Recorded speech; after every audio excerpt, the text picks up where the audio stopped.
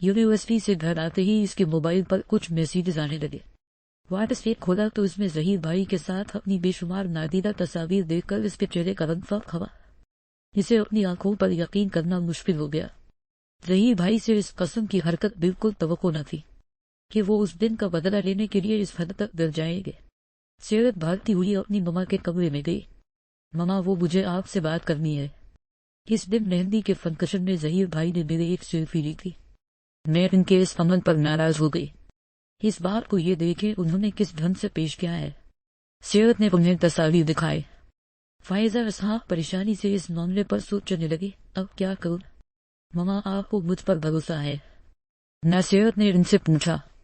مجھے اپنی بیٹی بھرپور اعتماد ہے، وہ کبھی کوئی غلط قدم نہیں اٹھا سکتی۔ انہوں نے رشت اپنے ساتھ لگا کر مان بخشا۔ ابھی کچھ وقت ہی گزرا تھا کہ انہیں فون آیا۔ یہ اپنی بیٹی کے کرتوت دیکھ لیے کتنی بار سمجھایا تھا کہ اسے لڑکوں کے ساتھ پڑھنے کی اجازت نہ دو، بگڑ جائے گی۔ سارے خاندان میں تمہاری بیٹی کی تصویریں پھیل چکی ہیں، اب بھگ تو۔ فائزہ کی جیٹھانی وشما نے انہیں فون پر کہا۔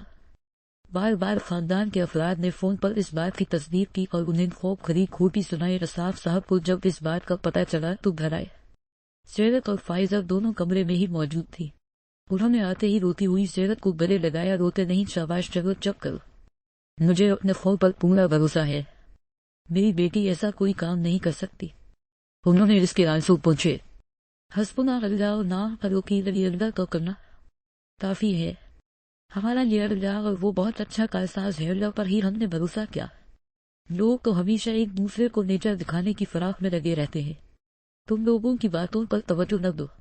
اچھے لوگوں سے اللہ بہت امتحان لیتا ہے پر ان کا ساتھ نہیں چھوڑتا، اور برے لوگوں کو بہت کچھ دیتا ہے مگر ان کا ساتھ نہیں دیتا۔ مشکلیں اپنا حل اپنے ساتھ لے کر آتی ہیں، انشاءاللہ یہ مصیبت بھی ٹل جائے گی۔ میری بیٹی میری دھڑکن ہے، اللہ پاک اس کے قدموں میں دنیا جہاں کی خوشیاں رکھ دے۔ فائزہ نے ان کی داں پر آمین کہا۔ ہسپس پس پس بمشکل اپنی آنکھیں کھولے، اپنی آنکھوں کو اچھی طرح کھول کر چاروں اطراف کا جائزہ لیا۔ وہ ایک چھوٹ سا کمرہ تھا جس میں کافی گند پڑا تھا۔ ان پر لگے روشندان سے چاند کی روشنی اندر داخل ہو رہی تھی۔ اسے ایک کرسی کے ساتھ باندھا گیا تھا۔ اپنے ہاتھوں کو ہلانے کی کوشش کی مگر ناکام رہی۔ پورے جسم سے درد اٹھ رہا تھا، لگتا ہے بیہوشی میں بھی اس پر تشدد کیا گیا تھا۔ جسم سے نکلے خون سے اس کا عبایا چپکتا ہوا محسوس ہوا۔ شریک اس کو مارنے کے لیے لوہے کی زنجیر کا استعمال کیا گیا تھا۔ اپنے جسم سے اٹھتے درد سے بے حال ہونے لگی۔ شدید درد کی تاب نہ لاتے ہوئے آنسو اپنے آپ ہی اس کی آنکھوں سے روا ہوئے۔ کچھ لمحوں بعد کرنے کچھ ٹوٹٹ بوٹٹ افراد داخل ہوئے۔ کیسا محسوس کر رہی ہیں میڈم آپ؟ اس شاندار محل میں رہ کر ان میں سے ایک نے پوچھا۔ وہ اس بدبودار کمرے میں رہ کر کیسا محسوس کر سکتی تھی؟ منت نے اس کا پوچھا گیا سوال نظر انداز کیے بولی، آپ لوگ کون ہیں اور مجھے یہاں کیوں باندھا گیا ہے؟ پلیز مجھے چھوڑ دے، میں نے کچھ نہیں کیا، اس نے روتے ہوئے کہا۔ لگتا ہے ابھی بھی ہوش ٹھکانے نہیں آئی جو یوں بحث کر رہی ہو۔ جلدی بتاؤ کس نے تمہیں بھیجا ہے، کس ادارے کی سیکرٹ ایجنٹ ہو؟ صاف صاف بتاؤ نہیں تو اس سے بھی برا حال کرے گے۔ میرا کسی ادارے سے کوئی تعلق نہیں، میں نے تو بس ویسے ہی ویڈیو بنائی تھی، غلطی ہو گئی مجھ سے، میں کسی سے کچھ نہیں کہوں گی، خدا کے واسطے مجھ پر یقین کرے اور مجھے جانے دے۔ ایک زناٹے دار تھپڑ اس شخص نے اس کے منہ پر مارا اور اس کے حجاب سے بندے سر کو ہاتھوں میں جکڑتے ہوئے جھٹکا دیا۔ جلدی سب سچ بتا دو، تمہیں کیا لگتا ہم تمہاری بکواس پر یقین کر لیں گے؟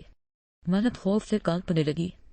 تھپڑ کتنی زور کا تھا کہ اس کے کانوں میں سائے سائے ہونے لگی۔ اس شخص کے فون پر رنگ ہوئی تو اسے چھوڑ فون پر متوجہ ہوا۔ ہاں بتاؤ کچھ بولا اس نے یا نہیں؟ کوبرا نے دار آواز میں کہا۔